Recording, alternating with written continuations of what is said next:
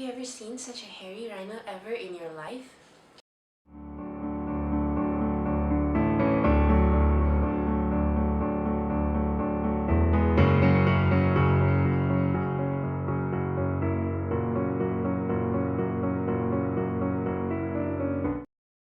Hi everybody, I'm Elise Wong, and on this episode of Malaysian Beauties, I'd like to talk about the Sumatran Rhino.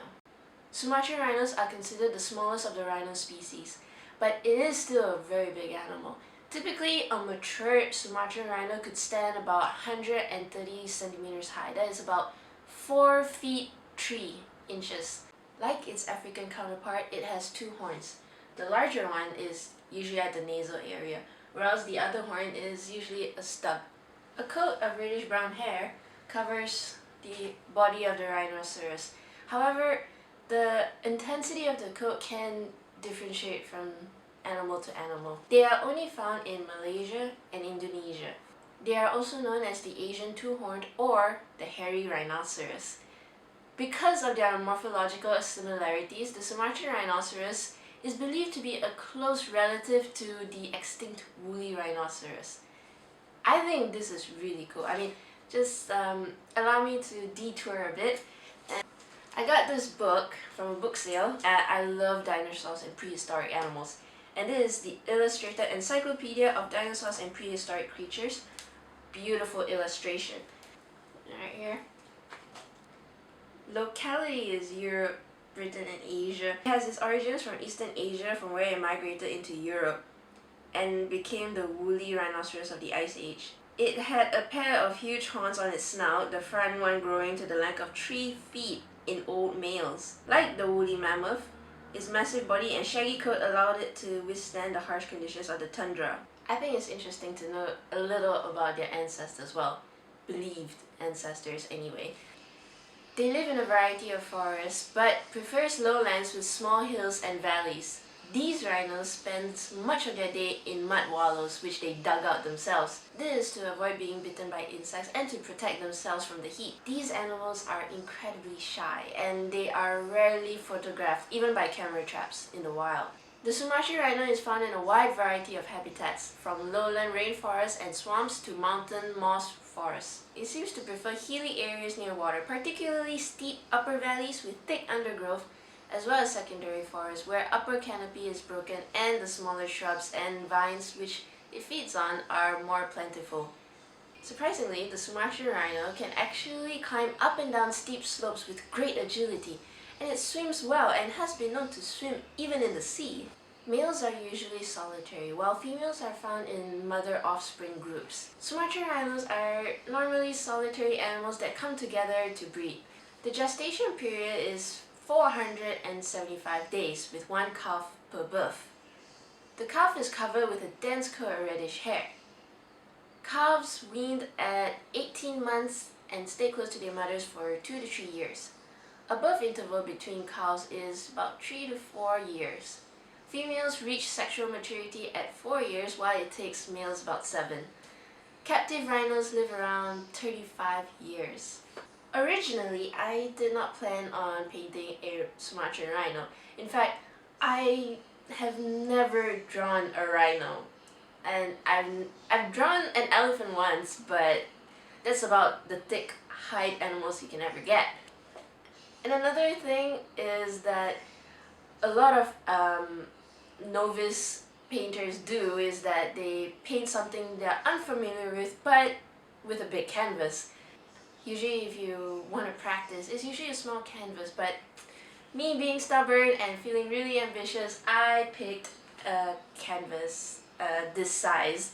What really prompted me to strongly feel about doing this is that late August 2015, I received news of their condition in the wild. Their conservation status, believe it or not, if you can imagine, they fall into the EW category, which is extinct in the wild. I can't fathom how a population that was once healthy dwindled to only 3 in captivity. Yep, you heard right, 3. 3 rhinos that are found in the wild and put into captivity. There may be some in the wild, but they haven't found them yet. Their dramatic decrease in numbers are usually due to the typical causes of to the brink of extinction. One is they are mainly hunted for their supposed medical benefits. And second is large conversions of forests. I mean, I can go on and on about just, how much Malaysia thinks that they're evolving by converting forests into concrete jungles. I mean, and it's not even necessary, there is so many buildings that are developed and they're not even sold, and all those trees die for nothing. But anyway, rhino horns has always been in demand, mainly for their medicinal values. However, they are also hunted for their status of wealth and success, or even trophy hunting, and the use of horn carvings such as dagger handles. I think it's pure evil, to take someone's desperation and make money out of it. Some people believe that rhino horn can actually cure cancer. And, when you're desperate, you're desperate. To obtain the horn, poachers will shoot at this magnificent creature, and after that, once they bring it down, then they have to use machetes to hack the face of the rhino in order to grab at the horn, which means half of its face is practically gone. Some who are not killed by the gunshot will still be alive, and the poachers will still have at it. So once they grab the horn, they are just left there to die, to bleed out. Most of them die, which comes to no surprise at how severe the wounds are, the amount of blood loss that occurs. However, there are very few rhinos that manage to make it and survive. They live their whole life without a horn, and half of their face mutilated. The photos I'm about to show you contains graphic content, so look away or fast forward if you cannot take mutilated faces of rhinos. However, if you do want to know the truth or what the consequences of rhino horn trading, then by all means. As you can see, this is a frontal view of a surviving white rhinoceros with half of its face hacked off. These are not Sumatran rhinoceros, but I just want to give you an idea about what goes on when rhinos are being hunted. Now this is a side view, and Brent Sturton is a very talented photographer. He even adds another rhino with a horn to show you just in the brutality involved, and it's just ridiculous to kill a huge, magnificent animal just for this one little thing. It's crazy. I mistook rhino horn trading for ivory, and as when I asked the photographer for his permission to use his photos, he pointed out to me that rhino horns are actually made of compacted hair, which is called keratin, and it is also another example of, the example of wildlife crime in its own capacity. Namibia was the first country to use the method of dehorning for rhinos to protect them against poaching. This is a photo by Louise Murray, which I asked her permission to use as well. And as you can see that the horns are actually sawed off.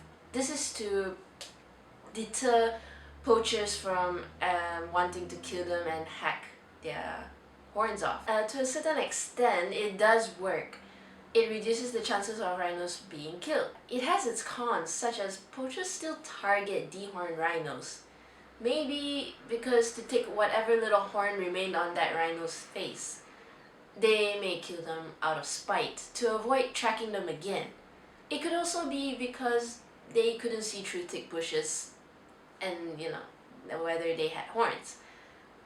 The horns will grow over time, but its regrowth is not as handsome as before.